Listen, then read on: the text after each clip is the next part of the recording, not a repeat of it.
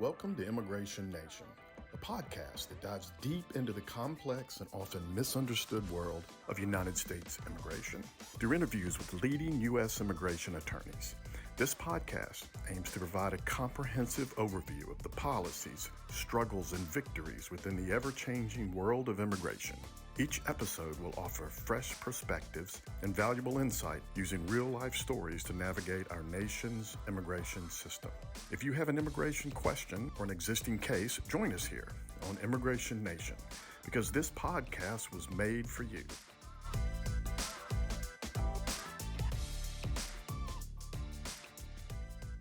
Hello, I'm Gary Davis. I'm a board-certified immigration lawyer. I'm a founder of Davis & Associates. We do just immigration law, and our offices are in Houston and Dallas, Texas. But we have clients all over the world. I've been practicing for 23 years in exclusively immigration law. And it's what I am, it's who I am, it's what I love to do, and so I'm really glad to be here today. And I'm Scott Berry. I'm one of your hosts for Immigration Nation, and we're very excited today. Anytime that we get Gary Davis in the podcast studio, we are thrilled to pick his brain and to teach you things that will help make your immigration journey more smooth and more successful. So today, we're going to talk about consultations. So if you think you might need an immigration attorney, one of the very first steps is to reach out to one and ask for a consultation. Now, what does that mean? What does it look like? What do I bring? How much does it cost? There's just a lot that goes into that, and we've got someone here that has performed tens of thousands of consultations, and even though he has one of the premier immigration law firms in the nation, he's still doing consultations himself every single week. Join us for a great conversation with Gary Davis today.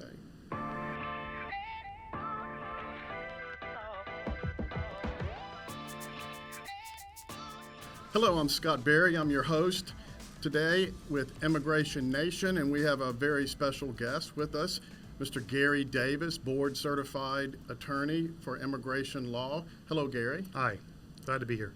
So we're going to talk today about consultations. So when someone thinks, I don't know, this could be too complicated, I think I maybe need to talk to an attorney. I don't know if I need to hire one yet, but I definitely need to talk to an attorney.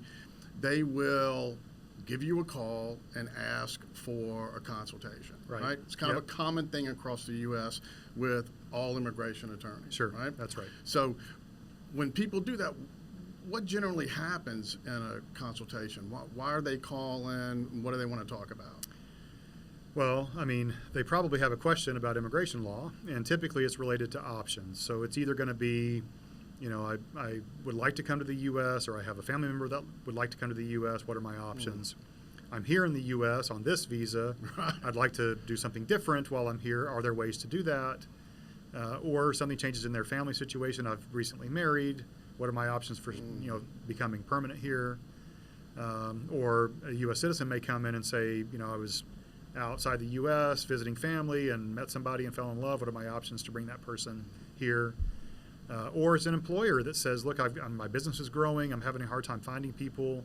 What are my options to bring in foreign labor when I can't find people here that are able to work for me? Those kinds of things are the kinds of discussions that we have in consultation. Hey, why don't people just Google it? I mean, you can, but you may have a hard time getting really good information. Most of what you find on Google when it comes to immigration is either going to be politically motivated or, frankly, marketing motivated, right? Yep. So it's not necessarily information motivated. The closest you get to finding information is by going to the government's website. But the problem is, what people don't realize is the government, in terms of immigration process, is so fragmented. Like, we could have one case and be involved with the Department of Justice, the Department of Labor, the Department of Homeland Security, multiple agencies within the Department of Homeland Security, including USCIS, Immigration and Customs Enforcement, or ICE, Customs and Border Protection, which is the Border Patrol guys. Plus, you've got the U.S. consulates, which are all under the Department of State. So we could literally have one case that covers 4 different agencies. So it's not really possible. The more complex the scenario, to go to one government source, which again is basically the closest we have to reliability, on the information and leaving out all other interests other than just providing information. Because there's so many different options and pathways, Forget about finding the truth. it's just really, really challenging. But it's why guys like me have a job, right? Because the stuff becomes so complex at a certain point as the bureaucracy continues to grow that to navigate it, you need people like us to help. That do it every day. Exactly. Right. Well, because it changes all the time. That's the other side of it is immigration, unlike many other areas, maybe tax would be close or even more. But I mean, outside of like tax and immigration, I don't know that there's any other area of law that changes so rapidly, so quickly. Policy changes from the administration, court cases You that don't come always out see that it affects coming it. either. You can't. It's It's just like- out of the blue. Yeah, just an announcement Yeah. that something's been extended or something has Exactly. to be done differently. Or when, like President Obama put in the Deferred Action Program back in 2012, I was literally about to leave for vacation. I had to cancel my vacation because I had to let my network know, my clients and other people know that this new thing has just happened out of the blue for us. And now there's this huge opportunity for people to take advantage of a new program or a new process, or now we need medical exams that have this thing in it, or medical exam now has changed. Immigration lawyers have to keep up with this stuff on a regular basis to be able to pivot and to help their Have any clients hope. pivot whenever there's those kinds of doing it, right. changes that come all the time from the government. So when someone wants a consultation anywhere in the United States, it could be any Yeah, city, sure. any state, Or even the right? world for that matter, but yeah. They when they call to set it up, are they free? Are they $100, $300, $1,000? What should they expect to find? It just depends on the firm. Everybody has a different thought on this. To be honest, there's no consistency. There's no standard. I would say that most of the time consultations are going to have some fee because, people want to hear what they want to hear, and when they don't hear what they want to hear from the first person they talk to, if they know somebody's doing a free consultation, they're going to go talk to that person, right? Just to see if maybe this guy's got a different idea, right? Because they know how complex it is. And so generally it's going to be a fee, but not always. It just depends on the firm and how they operate and what their goals are. But to be fair, by and large, immigration lawyers generally will charge some kind of a fee for a consultation. I mean, most people know attorneys don't work for free. That's right. We're trading our time and our knowledge, right? Yeah. And so there's a value to that. Yeah. What would a consultation in general, what would that look like? Like, what's the process? What happens at the beginning? What happens Sure. at the end? Well, I mean, there's got to be kind of an intake process that happens so that we understand what the issue is so that we can try to tailor our advice to fit into that scenario, whatever it is. And there's different ways that different firms do it to collect that information. Some people have like a questionnaire you fill out online. Other people have like an intake person, a specialist or administrator that'll call in advance to gather that information. Sometimes it's just sitting with the attorney. The attorney asks all the questions. You come in and a paralegal sits with you to get all that information. We got to get the information first, and then it's the attorney's job to basically break down that scenario to then help that person that's consulting with them understand.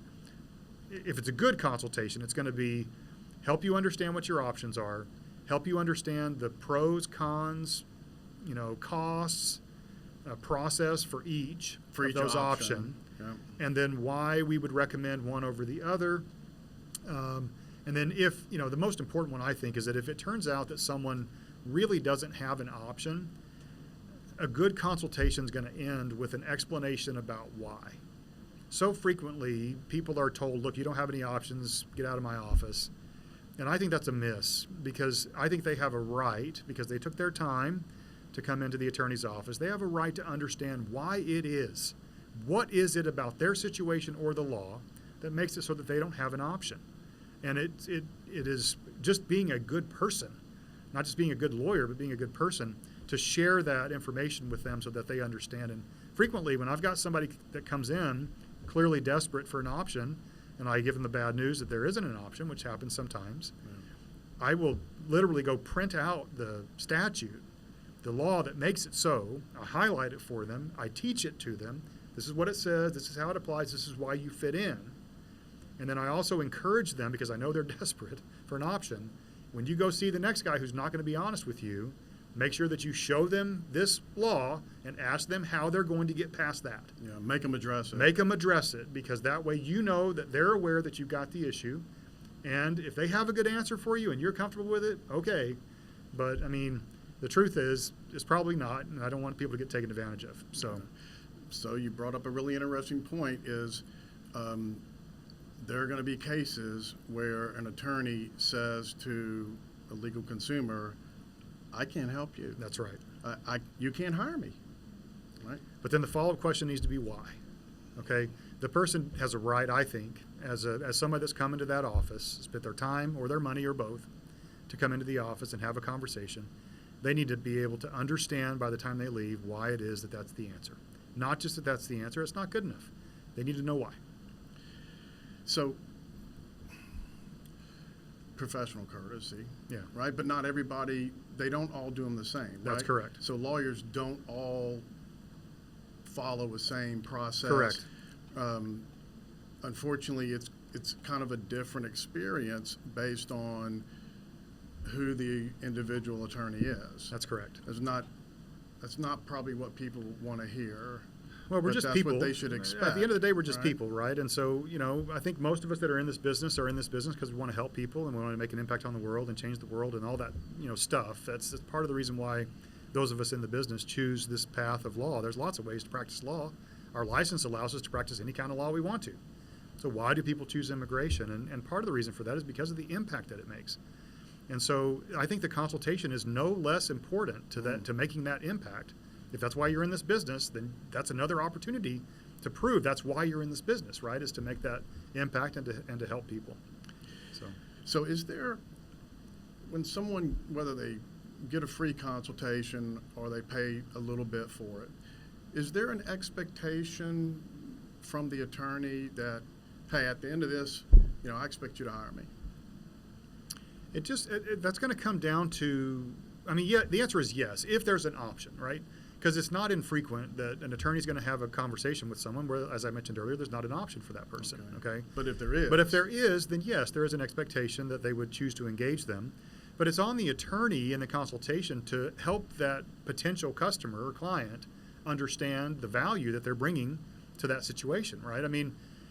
The way that we do it in our office is if there is an opportunity for us to provide a service, then we make sure that that person consulting with us leaves with a clear understanding of how to engage us should they choose to do that. Not that it's high pressure sales. We're not, not letting them leave or let me get my manager. It's nothing like that. It's not hardcore sales, okay? But we do want them to understand the steps that are involved to get us engaged, to help them with that process. But then to also take a few minutes to help them understand the value that we're bringing, the scope of the work that we're doing, and how the fee is set up and how it's paid, and can we do a payment plan on this service? What does that look like? And then how involved are we going to be at each stage of the process as we take them through the journey? Because these days, especially since COVID, with backlog and processing times being what they are, it really is a journey with your lawyer, and long time horizons sometimes. And so, you want to know exactly what it is that they're going to be doing to help you along the way, how to communicate with each other along the way, and just the scope of service, what it is, the level and scope, what it is that we're going to be doing to help that person through their immigration process. So one of the reasons why we wanted to ask you to talk about this is, as a board certified immigration attorney that founded his own firm, Right. that started out 2 people, 3 people, and now you have in the neighborhood of how many? Working in the office, like 50. So 50. Yeah. So you have one of the top firms in the country, right? I would say for immigration, yeah. Yeah, and can you even begin to estimate how many consultations that you've done over your career? If you think about how many years. Over my career? No, Yeah. not really. As a firm, tens of thousands. it's tens of thousands. Yeah. Tens of thousands of Yeah, these. it's okay? tens of thousands, yeah. So Gary really knows what these things are like, and he's laying some truth on you so that you know what to expect, so that this could be successful for you, right? Because they're not always successful. Sometimes people, Correct. they meet an attorney, they leave, they're upset. Yeah. Like, he didn't listen, she didn't That's listen, right. That's whatever. right. So we want to give them the tools to go in and have some success, because there's even sometimes there are things they should bring with them, right? Absolutely. It's incredibly helpful, especially if there's some history, right? If there's, relationships in the past that have ended, like a divorce or something, if there's criminal history or encounters with immigration, decisions with immigration in the past, maybe a previous denial or something. The more of that kind of documentation, criminal record, deportation history, decision information from the government, anything that can help us to understand what the government is looking at as we present an application to them, or that they're going to need to be able to present the application. That's going to be really helpful to bring that along so that we can assess it. But what if I'm embarrassed about something in the past and so I don't tell you about it, right? I don't want you to know everything about my life. Well, I mean, I think of that as kind of like going to a doctor and saying that your head hurts when really it's your foot. Doctor can't help you with your hurt foot if you're telling the doctor that your head hurts, right? It's the same for us. We have to know the history. It's all confidential. I mean, everything that you say in a consultation does not leave that room. That's one of our ethics requirements as licensed attorneys. Right. Yeah, we have to keep it confidential. That's not your law firm. This is bar association. No, that's correct. That's very deep in the law, right? Any violation of confidences could cause someone to lose their license. I mean, right? in a way, like the doctor. Yeah, that's right. We all see that on TV, patient, Right. doctor confidentiality. Exactly right. You've got this Correct. as well. That is correct. Okay. And so you want to be open and put it all on the table, regardless of the circumstance, because the truth is that even if you haven't told anybody, there's a really good chance the government knows. Yeah. Or These it's days. It's on the internet somewhere. Who knows, right? I mean, but somehow the government's going to find it. So there's no hiding from it. And so it only hurts you to not let your lawyer know when you've got that issue, because if we don't know about it, we can't help you try to address it or deal with it. Yeah. If it pops up later, It's a disaster. it's a If we know from the disaster. beginning, then we can Right. help you come up with a plan to Yeah. strategize around it. But if we don't know, It could kill the whole thing. it absolutely can. It's probably got a large likelihood if it pops up. That is correct. Too The late in chances of you process. outsmarting the government is Yeah. very small. Zip. It's just not going to happen. Not these days. So a couple more questions. Sure. Is there anything, tips that you could give a legal consumer who has scheduled a consultation? Mindset, preparation, how did they're talking about the case, they're going to have to make a decision Yeah. as to whether or not to hire this attorney at the end, right? Right. How do they know what to look for? How do they know the legal consumer, how do they know if this was a good enough conversation for me to hire this person? It's Yeah. not that easy. Right. So there are a couple things that I would say is first of all, consider the process that gets them into the office for the consultation. Okay. I think that matters. How did that go? How did that go, and Okay. were they efficient? Were they responsive? Those kinds of things. They should be evaluating the firm from Exactly, the from the very first beginning. Exactly. contact. Exactly. Now, a lot of immigration firms are small, and so there may not be a lot of bureaucracy around getting into the office. Some are larger, like ours, and so there may be some. But assessing that, first of all. But I think more importantly, it's about assessing the attorney. How much are they willing to share about the how and the why of what they're recommending? If you sit down and tell your lawyer, this is what I'm dealing with, what are my options, and they say H-1B, here's a contract, how would you like to proceed? Okay, how about what is H-1B? How about Right. how do I file an H-1B, and what's required my in the only process? option? And are there other options that maybe I should consider? What are the pros and cons of What this does this decision? cost? What is the cost of this? Exactly, right? And so it really, I think, comes down to how much are they willing to share about the option that they're recommending and why they think it's the best option for you, how well they answer the rest of your questions that you have. Wait, I read on the internet about this other thing. How does that apply to me, and how does that fit in? Is that something that I can pursue? How open and willing are they to have that conversation, or even able? Because, some of these visa types are not all lawyers that do immigration do all the visa types, because Okay, there's just so that's true. many that they can't get competent on all of them, right? It's just really hard to do that. And so it's about the rapport that you have with the attorney, how educated you feel about your option and comfortable that this person is going to be able to get you through it successfully and be there for you to get you through it successfully, and that kind of thing. I think that's how, if I were in someone's shoes, I would make the assessment. How well do I understand my options, the pros and cons, and the process itself, and how that lawyer is going to help me get there?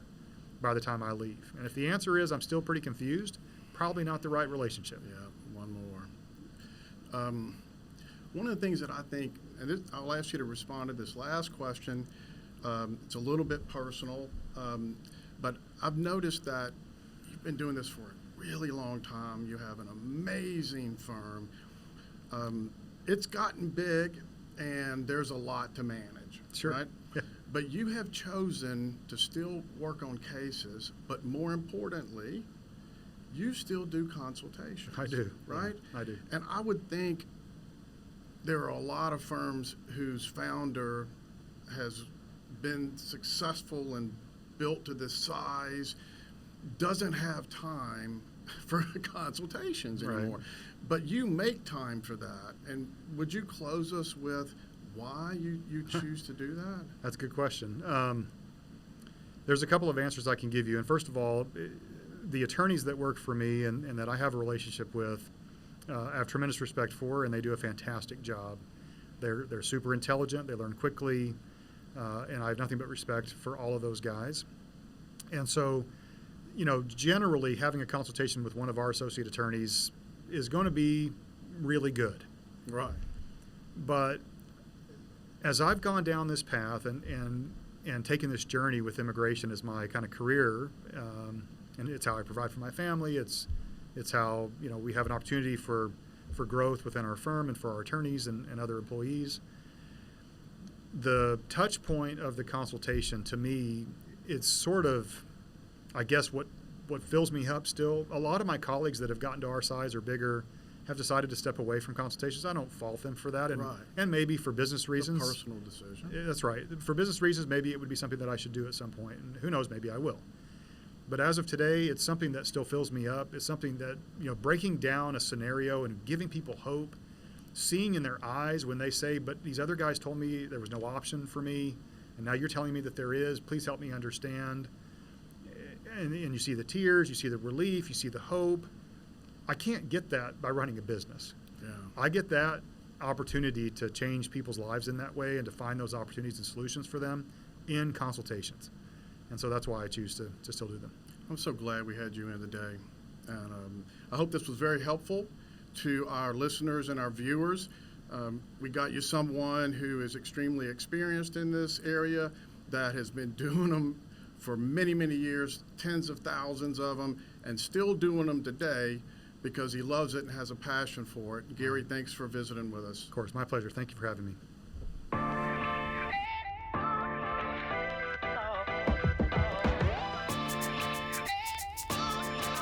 This podcast has been prepared for general information purposes only and is not legal advice. This information is not intended to create, and receipt of it does not constitute an attorney-client relationship.